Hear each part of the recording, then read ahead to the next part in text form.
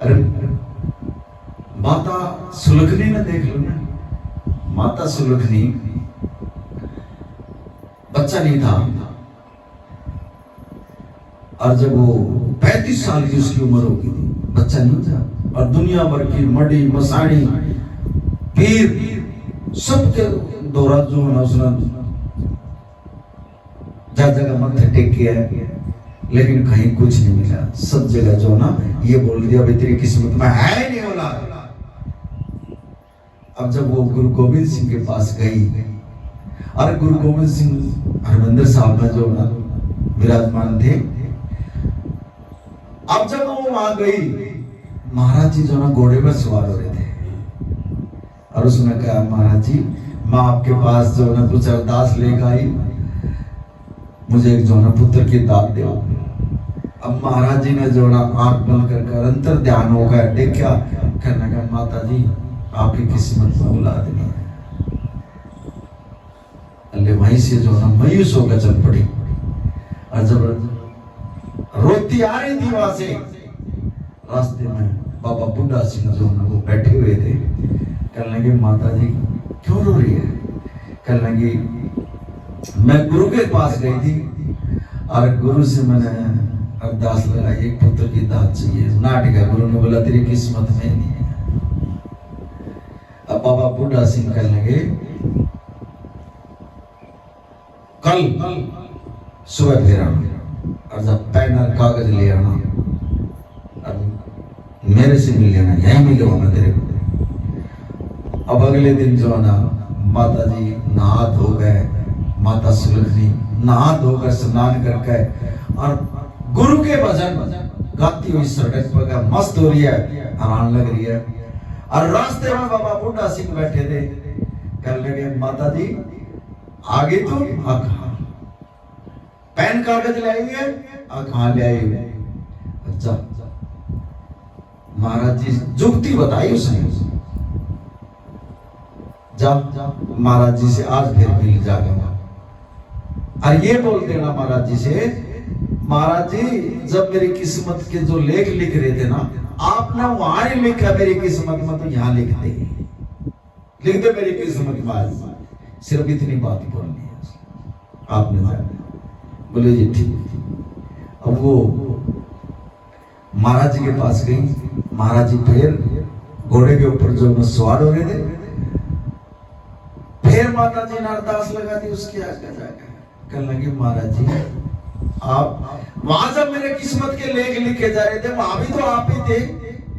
अगर आपने मेरी किस्मत में वहां नहीं लिखा तो यहाँ लिख दे महाराज जी, और ये ले पेन और कागज ले, लिख दे मेरी किस्मत में।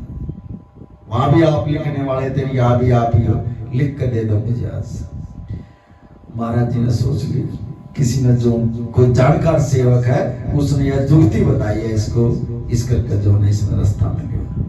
और जब महाराज जी वो ले कागज पर्ची के ऊपर जब लिखने लगे, उसने उस जो महाराज जी घोड़े के ऊपर बैठा था, उस घोड़े आगे भी अरदास लगा दी। कहने लगे आप भी जो ना महाराज जी की सेवा कर दो, आप भी मेरी मदद कर दो।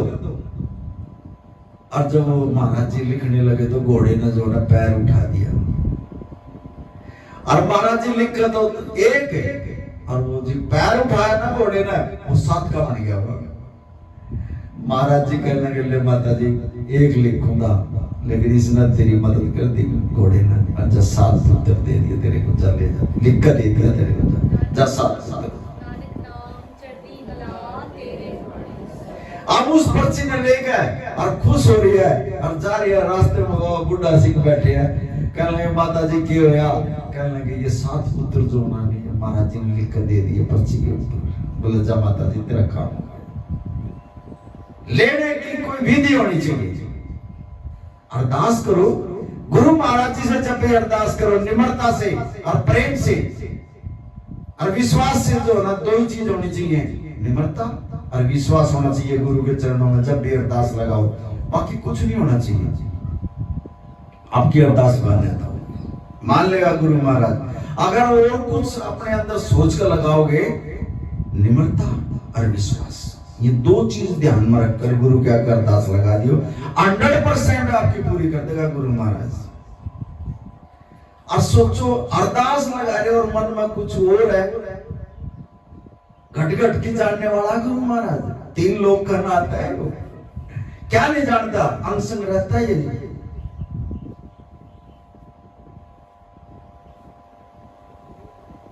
और वो तो ये भाई हम जो ना गुरु हमारे साथ है, लेकिन हम जब किसी की निंदा चुगली हेरा फेरी और जब गलत बोल रहा है, घर में भी हम गलत बोल रहे हैं, घर में भी हम कलेश कर रहे हैं, फिर गुरु कहां जाता है? जब आपको गुरु नहीं दिखता यार, अरे गुरु को संग रखो आपने। अगर नू ध्यान करके पीछे न जाओ ना, नू देख लो ना भी मेरा गुरु खड़ा है, तो आवाज भी नहीं निकलेगी घर में। और घर में वैसे वाइब्रेशन बच्चों तक जाते हैं वो बातें, जब माँ बाप खुद ऐसा काम करेंगे, लड़ाई झगड़ा करेंगे, वो बच्चों के दिमाग में क्या बात जाएगी? फिर उस घर में गुरु बैठ जाएगा, गुरु तो गली में खड़ा हो जाएगा। गुरु ये क्योंकि शांति के दूत है, शांति रूप है। कभी सत्संग में जाओ, आवाज हो जाती है, महाराज जी सत्संग करते हैं, चुप साइलेंट हो जाता है सब कुछ। अगर वाइब्रेशन हम लेकर भी जाओ ना, महाराज जी जो बैठते हैं, गद्दी बजाते हैं, ऑटोमेटिक ही पता लग जाता है उनको, अगर यहाँ आया चले, फिर वो कीर्तन शुरू करवा देते हैं, और कीर्तन में जो है सब वाइब्रेशन खत्म हो जाते हैं, और फिर हम जो है बदल जाते हैं सारे, फिर हमारा परमात्मा में ध्यान हो जाता है। कभी सीखो गुरु से, हम तो लेके ही जाओ वाइब्रेशन, लेकिन गुरु दूर करता हमारे द्वारा, क्योंकि हम दुखिया हमारे तो हम हैं, और दुखी लेकर हम वहां जाओ, और महाराज जी से हम दुखों की अरदास लगाओ वहां जाकर। अरे ये गुरु जो है ना इसलिए नहीं है, अब मेरे लड़के का वीजा लगवा दो, मेरे ये दुख हो गया। गुरु तो सिर्फ एक परमात्मा का रास्ता बताने के लिए है, परमात्मा से जोड़ता है। अब जो परमात्मा से जुड़ जाएगा उनके दुख तो फिर अपने आप ही दूर हो जाएंगे, उनका दुख ही नहीं रहेंगे। फिर दूसरे के ऊपर मत ये करा करो, क्या करोगे? कोई भी बात हो, हम दूसरे पे घेर के खड़े हो जाए, अपने अंदर देखो, अपने अंदर झांको,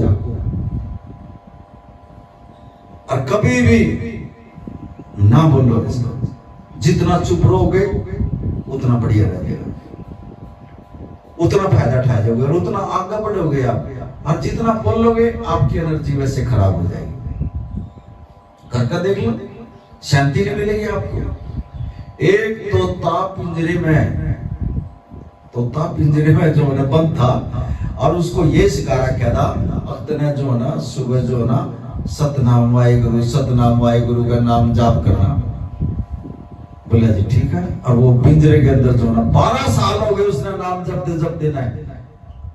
और उसमें एक सेवक ने कहा, बोले यार तू कई घंटे तक ये बोलता रहता है सतनाम वाहिगुरु, क्या तेरे को दर्शन हुए परमात्मा की? और तू तो जेल में आया, तू नाम भी जप रहा परमात्मा का, पिंजरे में बंद है। अगर तना परमात्मा मिल जाता तो इस पिंजरे से बाहर हो जाता तो बोला मैंने तो परमात्मा के दर्शन नहीं हो लिए। 12 साल हो गए मैंने सतनाम वाहिगुरु का जाप करते हुए। बोला जा, आज के बाद जो ना तना बोलना नहीं है ये नाम, और मौन हो जाए तो बोलना नहीं कभी। मालिक ने कहो तेरे से, जिसने तेरे को पिंजरे में रोक रखा वो भी तेरे से कहो ना तू बोलिए ना, उससे भी चुप हो जाइए कभी। बोला ठीक है। वो तोता जो ना समझ गया उसकी बात। और अगले दिन वो मालिक आया और वो उसने बोले वो तोते से, अब तोता तो जो ना नाड़ तोड़ गया और कभी उस पिंजरे में पड़ गया।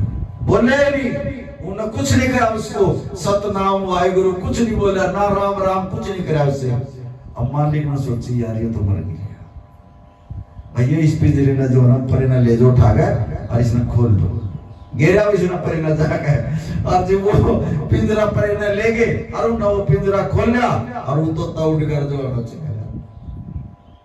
ये मौन होने की शक्ति है। और उड़ गया। बोले ये है परमात्मा का मिलना। 12 साल हो गए पिंजरे में नाम चलते मेरे को तो पिंजरे से भी छुट्टी नहीं मिली। और मेरे को जो है सेवक ने बता दिया कैसे जो है ऐसे कर ले, मौन हो जा, बोलिए मत कभी भी। और मेरे को एक ही दिन में जो है मैं पिंजरे से जेल से बाहर निकल आया। जितना आप मौन रहोगे उतनी आपकी शक्ति बढ़ेगी।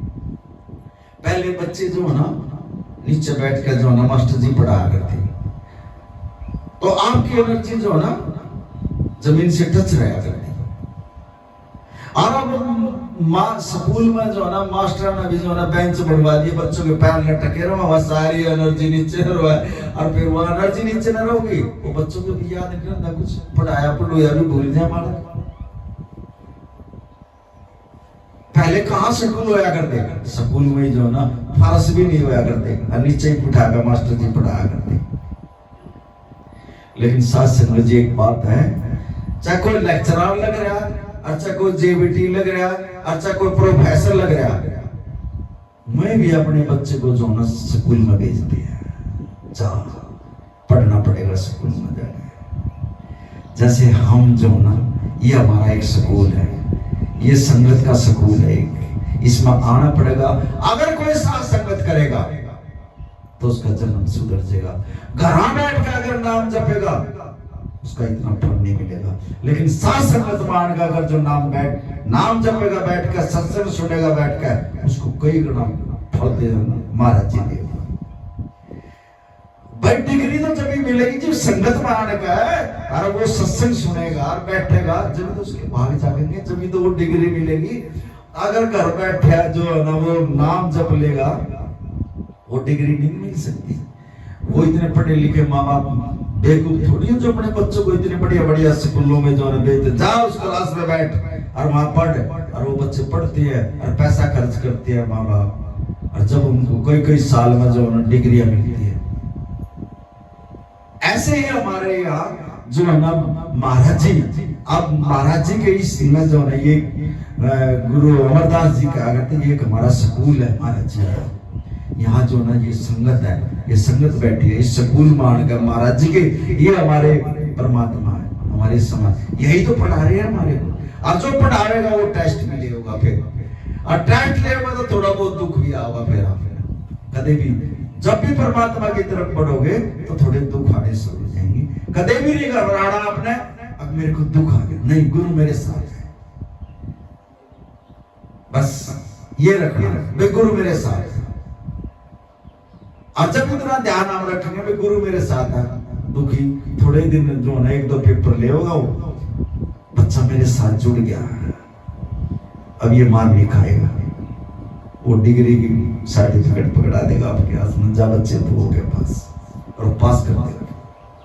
लेकिन हम मार क्या खाते हैं, हम जो है बड़ा दुख आते हैं, जो ना गुरु से टूट जाते हैं। गुरु से ना टूटेंगे तो पता ना आपके जो चुगुर्दिन है, इतनी भयंकर बीमारियां खड़ी है, आपको घेर लेंगे, जब ये अटैक कर देंगे आपके शरीर से।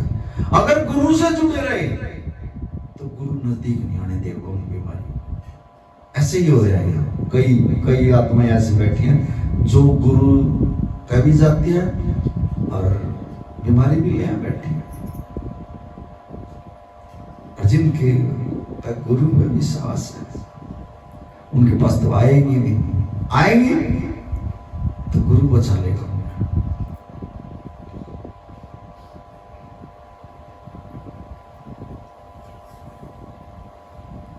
घर में नाम जप लियो, उसका इतना फल नहीं, लेकिन संगत में आन कर बैठ कर सत्संग साथ संगत में बैठ कर जो कई गुना फल।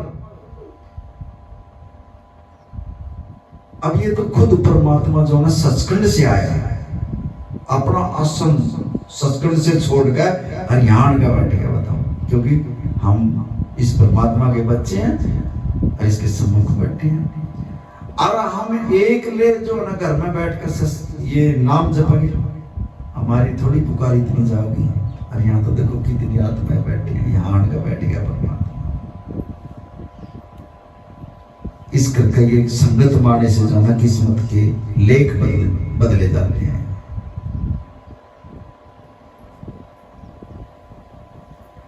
कभी भी जो ना सत्संग से जो ना ये नहीं कहना भाई मैंने सत्संग में नहीं जाना, बस अगर ना नौकर कर लेना, ये समझ लियो हमारा समय खराब है। सत्संग का तो जिक्र आते हैं, जाना है तो हम जुड़े रहेंगे। और जो ये मन में थोड़ी बात आ गई, चल फिर चले जाएंगे यार, अगर एक भी मावस मिस हो जाती है ना, कई मावस चली जाओगी, जाया नहीं जाओगा सत्संग तक, हमारे हम जा ही नहीं सकते गुरु के पास में। और आगे इतना आने वाला इतना समय खराब है, बहुत ज्यादा खराब है, बहुत बीमारियां आने लग रही है। नाम पे और अपने गुरु से जुड़े रहो, बीमारियों से बचे रहो।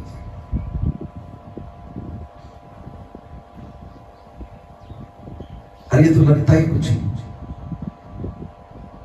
अब मैं तो ये कहूंगा, महीने का एक दरबार का और एक यहाँ किसी न किसी का जो महीने का एक सत्संग पूरी एनर्जी में रख लिया। 15 दिन में तो महाराज जी, 1 महीने में तो